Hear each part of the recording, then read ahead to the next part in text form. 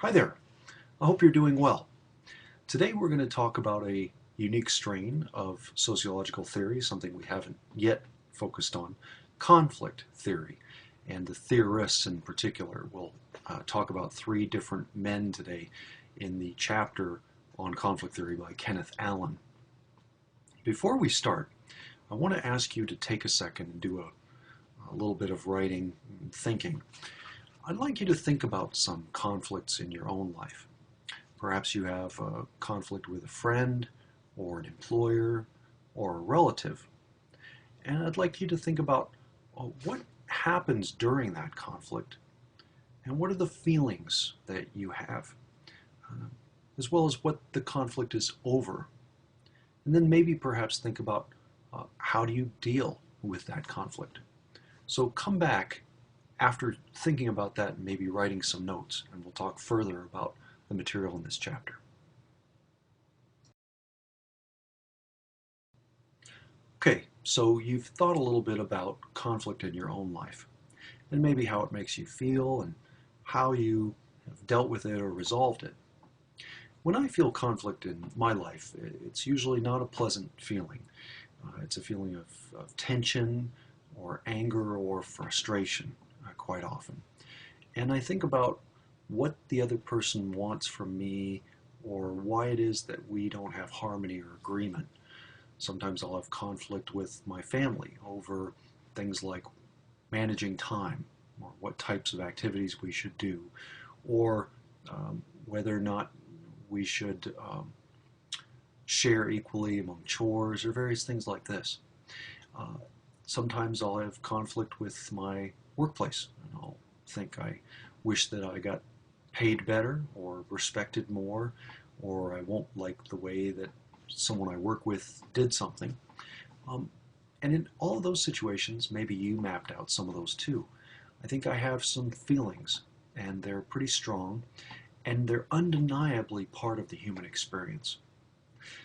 The three different fellows that we're going to look at in this set of slides, Louis Coser, Ralf Dahrendorf, and Randall Collins, all were born around or during World War I or World War II. And these were wars in Germany, started by Germany, I should say, that were particularly devastating. Germany during World War I was really sort of one of the instigators of the war. And in that war, they surrendered before they were attacked, before the German country itself was attacked. World War II was also started by Germany by Adolf Hitler. And what had happened after World War II had commenced was Hitler was very, very keen on trying to fully destroy the other countries fighting Germany. And so Hitler did things like bombing campaigns in against London, where they systematically bombed the city of London for 3 weeks, the Germans did. And when I was a student over in England for a semester, I would walk around in London and I was always thrown off because there'd be one part of the street I'd be walking on and everything would be kind of old and very kind of almost Middle Ages looking. And then suddenly there's this whole new area. And I came to realize that those were the places where the bombs had gone off and had destroyed everything. So what happened was is Hitler brought some serious destruction to the countries that were at war with Germany. And those countries, as World War II was coming to a close, World War II in particular, wanted very much to send a message to Germany. And the message is, if you bring war to us and destroy our countries, this is what war looks like. We are going to bomb you as well. And we are going to bomb you into the Stone Age. And so what you see in front of you here, and you can use your magnifier to be able to look at the picture more closely, is an image of Hamburg, Germany, after World War II in 1945. And again, these social theorists, the three, all had significant time they spent in Europe, and all of them were around the time of these wars. So these men were very familiar with this kind of atmosphere and the idea of world war. World War I was a devastating war, 9 million people, casualties. It's the first technological use of mechanized things in war like tanks, poison gas, for example, machine guns. Um, these were things that gave serious pause to human beings to be able to say, wow, will we survive in the future as a species with this kind of bombing going on, this kind of destruction? And the next slide I'll show you briefly is a slide of Berlin, Germany.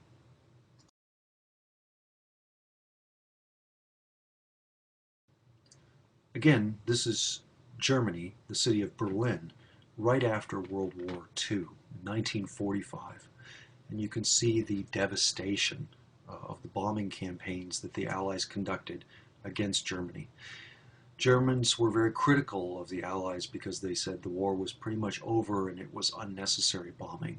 But many people thought this is a country that has caused 2 world wars, and we want to send a very clear message. Do not do this again. This is what war looks like. If you do this to other countries, this will happen to your country. Because Germany really didn't feel those kinds of effects from World War I. So the theorists, I think, had their minds concentrated on conflict, and in particular on international problems, and how conflict is very much a part of human life, and perhaps maybe under-theorized by those theorists we've already looked at the beginning of this semester. So I'd like you to think about these pictures and the idea that humans may have at some fundamental root issues of disagreement with each other and potential for great violence.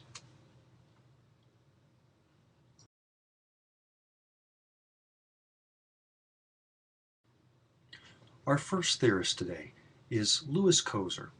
And Louis Coser is American, or I should say was American, but as I mentioned a second ago, he was born in Berlin and in 1913. World War I, you can note, runs from 1914 to 1918. And it was very much a European war, but as many of the colonies of European countries also got involved, it became a world war. Coser ultimately studied literature and sociology at the Sorbonne, so even though he started his life in Berlin, his studies took him to France, and eventually he gained political asylum in the United States, where he became a citizen. He received his PhD from Columbia, a very prestigious school. He wrote 2 books that are very well known in sociology, The Functions of Social Conflict and Masters of Social Thought. And Masters of Social Thought was one of the books that I had as a graduate student to learn about sociological theory. He lived a good long time, died in 2003 at the age of 90. In your text, there's an initial discussion of absolute deprivation and relative deprivation. Absolute deprivation means an absolute, meaning you are destitute. That means you're having trouble meeting your basic needs of food, clothing, and shelter. So some of the early theorists that Kenneth Allen mentions did look at forms of deprivation and inequality. We've already talked about Karl Marx, and Max Weber looked at the origins of capitalism. Others have some interest in this, like W.E.B. Du Bois was interested in racial conflict and inequality, Charlotte Perkins Gilman about sex. So there are different forms of deprivation. You can look at absolute, again, life-threatening, but there's also relative. How does your group's deprivation compare in relation maybe to another group? So even though 2 groups may be reasonably well off, one group may be a little less well off than another, and that's another way to measure inequalities and deprivation. Coser focused again on conflict throughout his career. He believed that unlike within the animal kingdom, uh, humans can interact with each other and create goals, and they can communicate those goals. So he said our species is defined by conflicts that are, excuse me, goal related. And it says that in your slide here, if there is a conflict which is an attempt to reach some type of rational goals, then there, he believed, would be less violence. So the idea that there is a rational reason for engaging in some of the actions someone wants to take, that should be communicated to the other side, and that will make it clear that it's something that is reasonable. Conversely, he argued that there will be greater violence if there is emotional involvement with the parties, and also something called transcendent goals. Transcendent goals mean goals that are larger than everyday life. So, for example, terrorists have transcendent goals. They believe that the world order is wrong, and that if they are fundamentalist, religious fundamentalists, they may see this as a battle between good and evil, and therefore they have heavy emotional involvement and transcendent goals, which can lead to greater violence.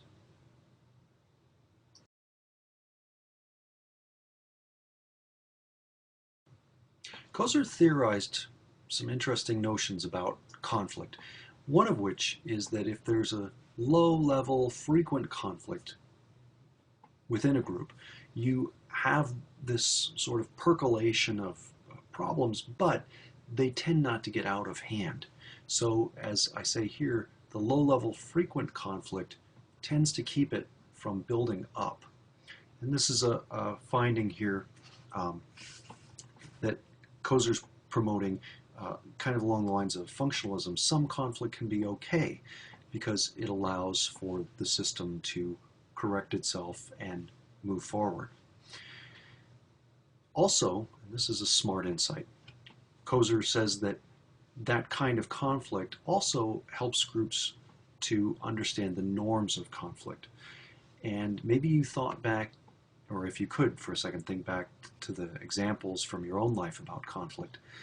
Conflict always involves rules and certain kinds of boundaries.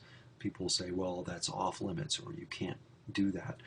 For example, you might have a conflict with someone, but you would not consider, say, hitting them, or doing something where you break their property. So there are types of conflicts you have, but there are rules about the nature of the conflict that both parties know more or less. And one of the things that I've learned in my life that I think is a smart saying is that couples have to learn how to fight. That you have to realize, okay, this is as far as my partner will let me go with this, and if I go this far, like if I engage in name calling or hitting, then really the relationship is either in jeopardy or over. So that's part of this component of the slide. Low-level conflict helps produce those kinds of norms on how the conflict should play out. Finally, Coser also thought that groups with what were called high network density tend to suppress or discourage conflict. Now that may sound a little contradictory from what I just said, but the idea is that if group members frequently interact over long periods and have high levels of personal involvement, they, with their high network density, will tend to push down the conflicts, and that's unhealthy. That's a bad thing.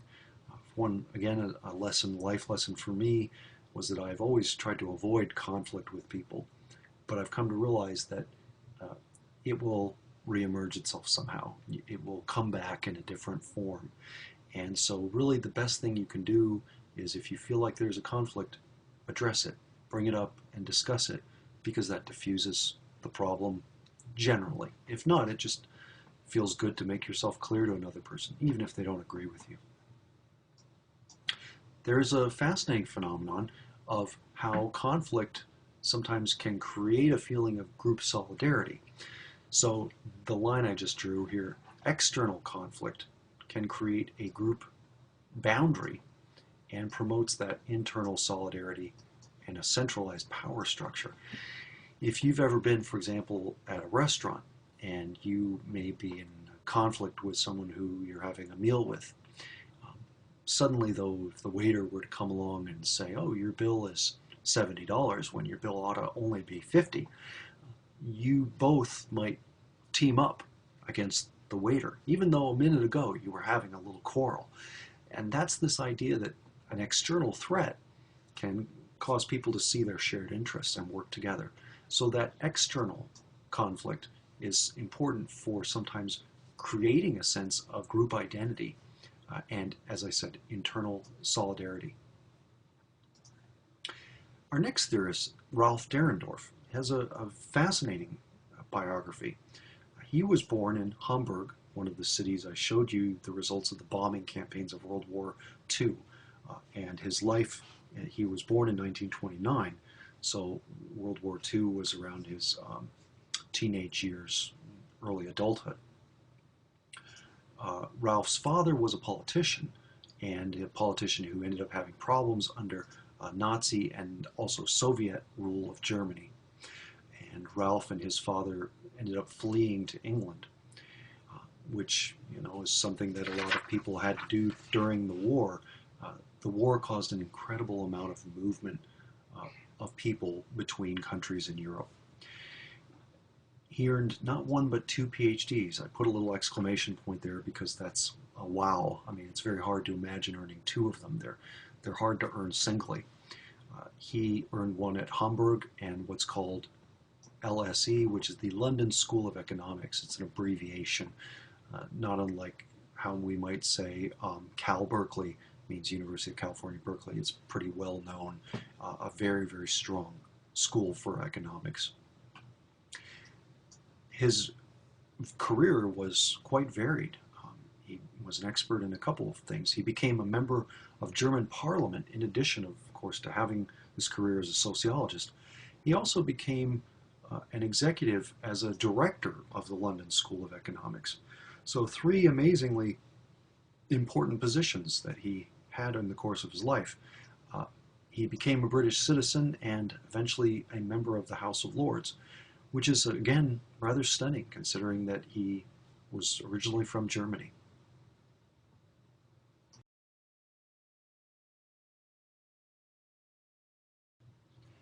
Dahrendorf drew from the work of Max Weber, a theorist we've already talked about. And in particular, he looked at a distinction Weber made between power and authority. Power, for Weber, is when an actor, a social actor, any person, can carry out his or her will despite some form of resistance. Authority, on the other hand, is what I call legitimate power. So the example I always use of this, if I were to walk into a class and say, I have a gun, listen to what I have to say, that is an example of power. People will listen despite not wanting to. Authority means I walk into a class and say, I have a PhD in sociology, I've been hired as a professor here, and I'm running this class, listen to what I have to say. That's legitimate power. My credentials and my position within the university give me the power to do that in that particular situation. So Weber, you might recall, said that we're moving into legal rational authority as a way of organizing structures in the modern era. Dahrendorf, though, adds to Weber by saying that to some extent, though at the root of it, we have what he called imperatively coordinated associations, ICAs. And Dahrendorf said that a lot of social relations really, though, are ultimately based on authority. There are some that are not, but many are. And imperative, the first word, means compulsory. You have to do it. So there are social norms and values that are established and imposed through some type of authoritative power. And that is not through any kind of collective consensus or democratic process. So he's criticizing functionalism and the idea that we might have an equilibrium or a balance. If there is a balance, it isn't always through consensus or mutual agreement.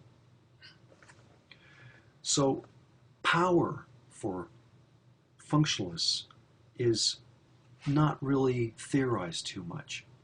Conflict theorists are very interested in power and how it affects social relationships. So this is an insight, which is a very useful thing, and that it says in your text here that there are many examples of how imperatively coordinated associations are set up and managed through society. Basically, they're ubiquitous around us. He differentiates between quasi-groups and interest groups. Quasi-groups are the precursors to interest groups, and they, quote, consist of incumbents of roles endowed with like expectations of interest, and they represent what you could call recruiting fields for real interest groups. So again, like they're the precursor to interest groups, which are, from Dahrendorf's ideas, the real agents of group conflict. Dahrendorf says that there are three conditions that have to be met before a group becomes active in conflict. There are technical conditions, and those you can think of as, let me find your example here, people who are able to find each other, members of a group, and they have ideologies, they have norms, but they can come together. That's the technical aspect. The social aspect is a little bit more, like, for example, here, it talks about communication and structural patterns of recruitment. So this is the extent to which they can communicate and recruit new people.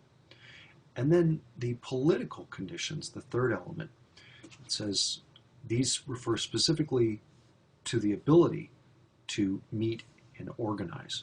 So those three things must be present in order for a group to become active in conflict.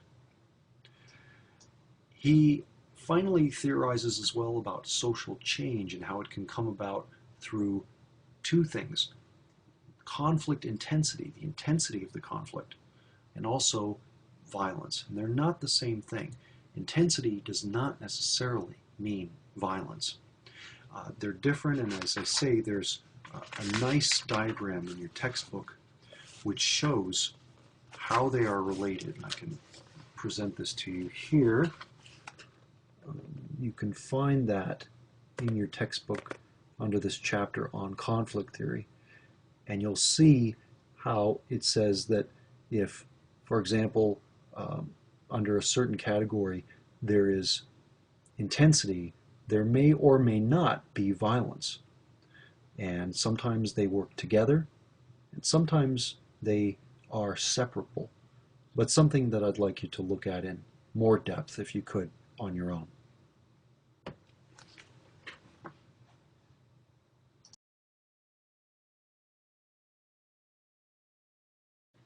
The final theorist for this chapter, Randall Collins.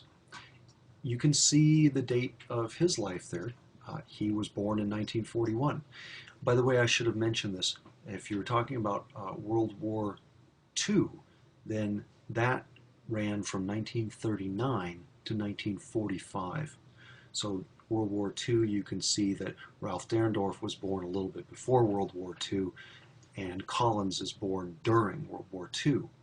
Even though Collins is American, he did spend early years of his life in Europe, and so he likely saw some of the devastation that you could remember perhaps maybe from those early slides that we looked at.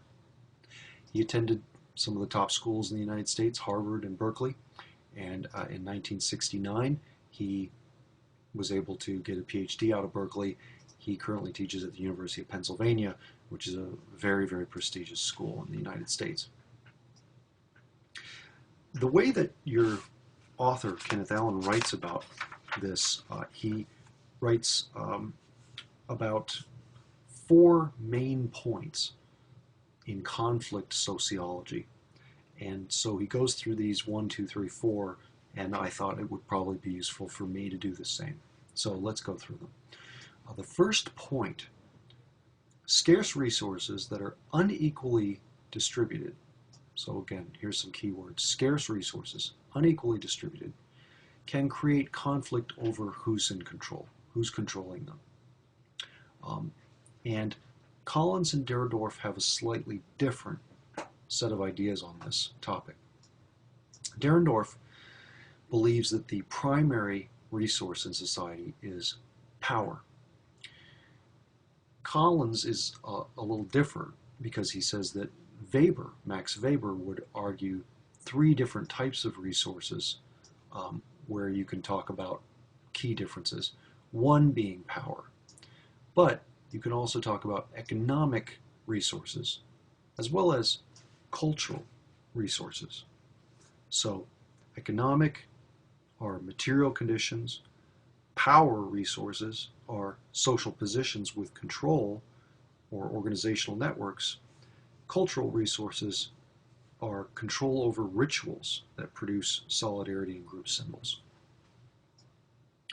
The second of the 4 main points in conflict theory, potential conflicts can turn into actual conflicts if opposing groups mobilize. So a key word here is mobilize. That for Collins, you have clear emotional and symbolic goods used in conflict. And there's a quote from Durkheim to reinforce this point. Durkheim said, quote, "We become capable to feelings and conduct of which we are incapable when left to our own individual resources." When left to our individual resources is the exact quote. And that means that the group aspect of conflict is something that allows it maybe to well up and occur as opposed to someone who's individually not really feeling the intense type of feelings that would be required for it to elevate. Collins also points out as well that conflict is mobilizing key resources. That's crucial to it. You also have the idea of replenishing resources and this notion that not always can you do this. Sometimes resources run out, and once that happens, then sometimes the conflict can really dissipate.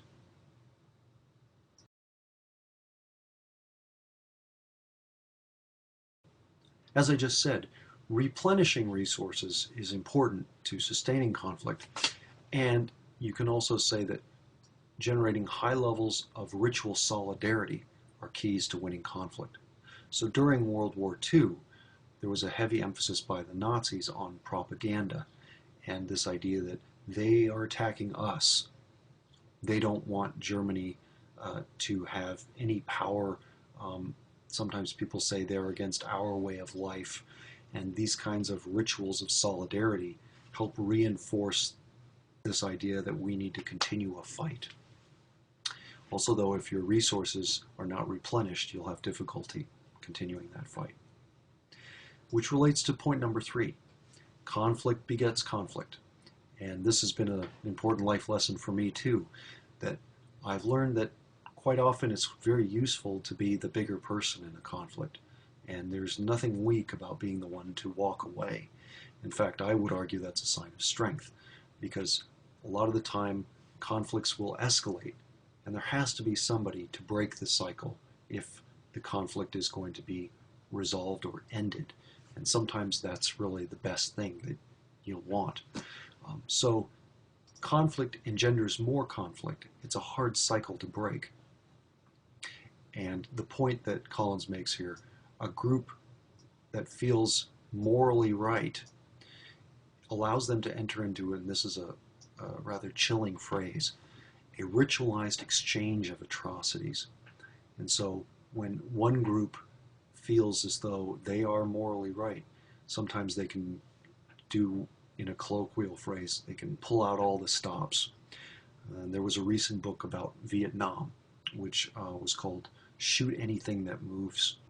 And it was all about American soldiers being given directives to, as it said, shoot anything that moves, being given kill sheets where they had a quota for the number of people they were to kill in a day.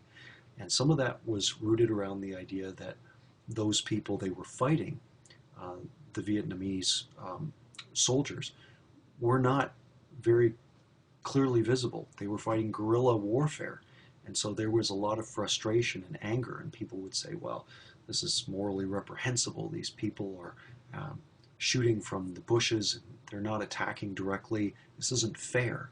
And so you see this ritualized exchange of atrocities. Things escalate, and the problems of war become worse. Also, too, I can mention that war is a phenomenal cover for all kinds of murder. Murders that are not war-related, looting, pillaging, stealing, and also raping. So these kinds of atrocities are often seen during times of war. It seems apparent that as your resources are used up, conflict diminishes. People will sometimes say, I don't have the emotional energy to fight this person anymore. I want to settle a case. Because it does take energy and it does drain you. So conflict will diminish, especially, it says here, intense conflicts will use up emotional resources. If there's a long-run conflict, that will typically, according to Collins, use up more material resources. This one, the bureaucratization of conflict, means that an issue gets co-opted. And there's an example in your text of racial inequalities in college. So what happens is that in a certain period in the United States, in the 1960s, for example, there could be really stark racial inequalities, and that could lead to an intense set of feelings, riots, very, very strong direct conflict. But what's happened today is those kinds of racial tensions have been diffused, through the creation of things like, for example, offices of multicultural affairs and programs like women's studies and ethnic studies. And if you have a complaint or a conflict with someone about, say, racism, you can go to an office which deals with discrimination. And just like Max Weber said, you're in the iron cage of bureaucracy. You can't escape bureaucracy. You don't see that conflict direct anymore. You see it mediated through these offices and paperwork and committees and various ways that this is dealt with. A de-escalation of ritual solidarity. This means that if your groups are fragmented, if they have multiple interests, then they're not able to focus on one interest. And so if you're fragmented in your thinking, you don't have the high emotional involvement that's really needed to continue a conflict. And Karl Marx understood this very well because he argued that there needed to be a collective idea of the proletariat, that we can't really think in terms of racial difference or national difference. We need to focus around class difference. So he really did say we have to have unified groups rather than groups with fragmentary interests. Those don't allow you enough energy to overcome a problem. And that connects in a sense to geopolitical theory and the idea of different nations all in a system around the world. Collins looked at the nation state as an important actor on the world stage, the most important actor, really. And the nation state, you might remember, is a fairly recent development in the modern era. You remember what we had before the nation state, in the traditional period in that chart a long time ago? Monarchies were the dominant political structure, and empires. Then we moved to nation states. So in the past, we had these monarchical uh, political structures and had feudalistic states. These were ethnically organized, but they were also organized largely around a particular ruler.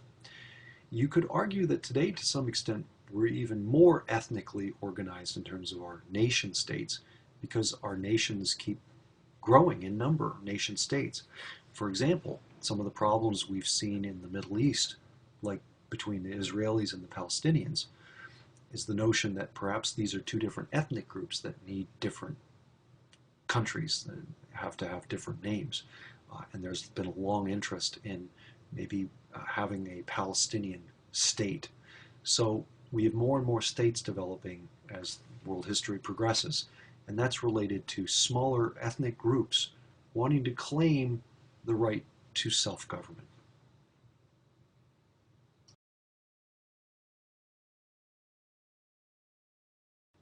What is a nation state? The term nation means people. And so you've heard of perhaps Chippewa Nation. There are groups of people who are Native American who consider themselves a people. A state is a form of government. So nation and state often go together. They don't always. Sometimes you can have a nation without a state. And an example of that would be the Palestinians. Conversely, sometimes you can have a state, which is an odd situation, without really a nation, or with conflicting nations. Like, for example, in Iraq, you have 3 different ethnic groups that are fighting constantly.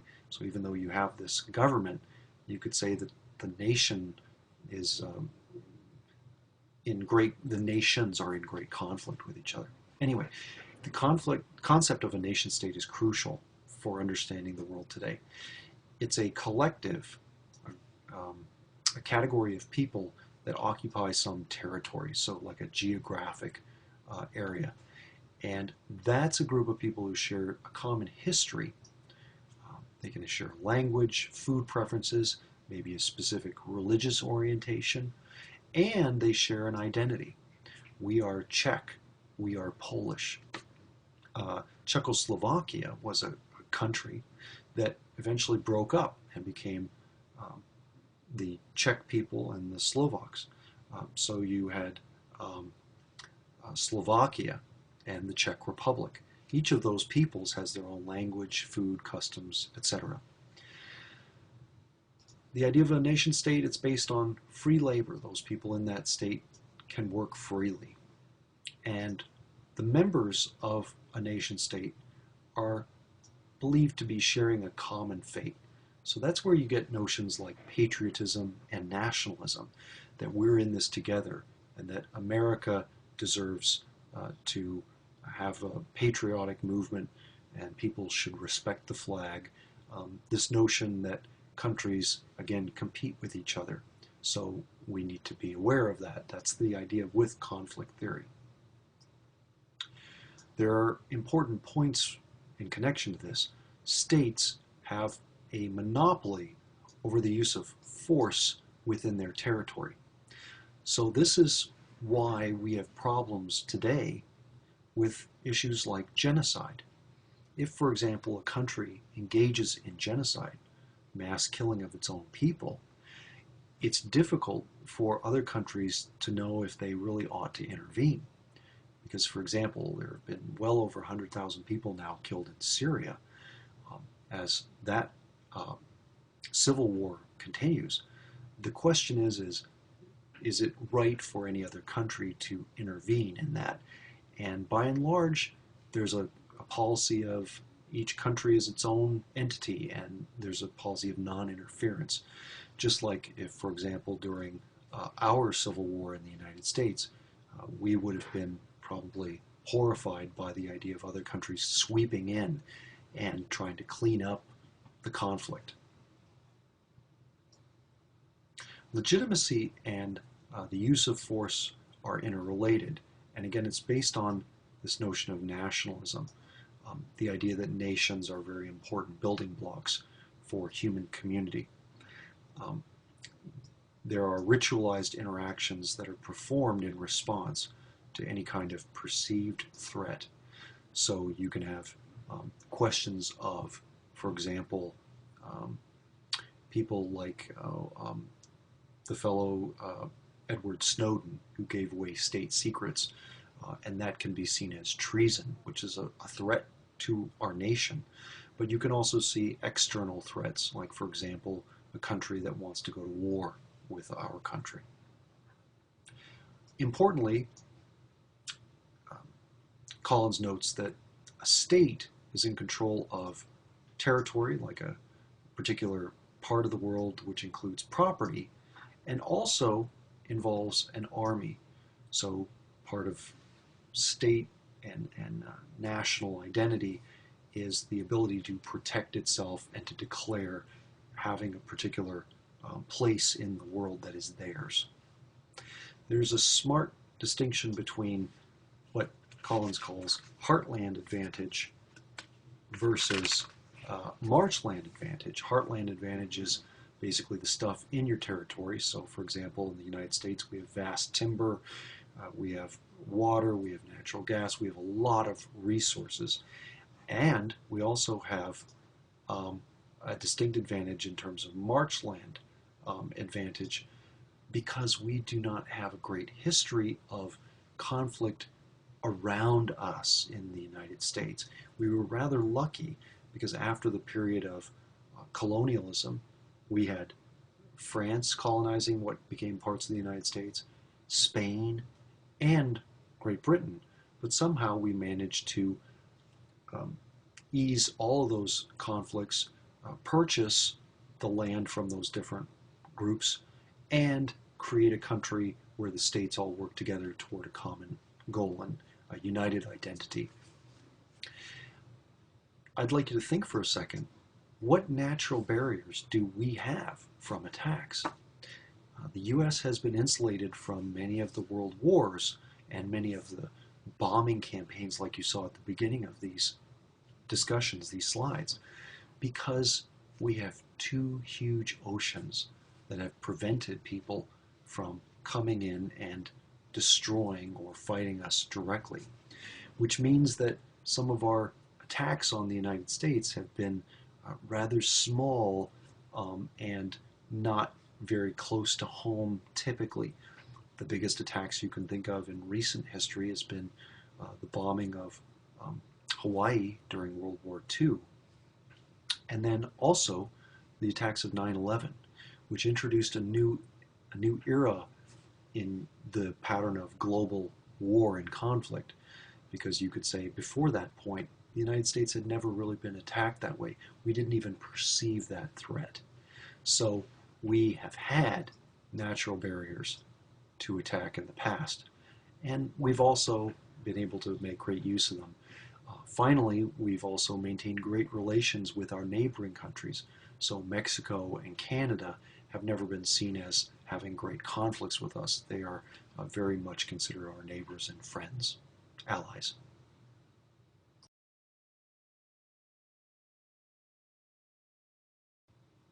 Finally, Randall Collins stresses the idea of overexpansion, that a country can have too large of a territory or try to maintain its rule over other areas, and that can lead to a country's downfall.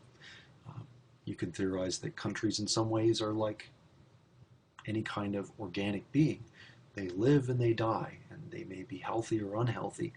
And Collins argued that the Soviet Union was having real problems and it was overexpanded, that it couldn't control all the holdings. By the way, I should mention the Soviet Union is not just Russia, but it involved Russia and satellite countries, mainly in Eastern Europe. The Union wasn't holding. Russia could not hold on to the countries and enforce its rule in these areas that were becoming more and more Western oriented and wanting freedom.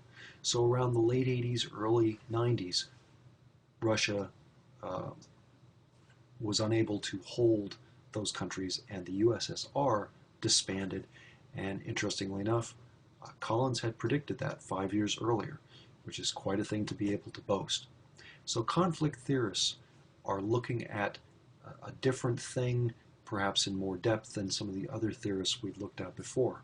And probably in some ways, those conflict theorists were the result of seeing some of the devastating results of world wars around us and thinking that conflict needed to be theorized a lot more.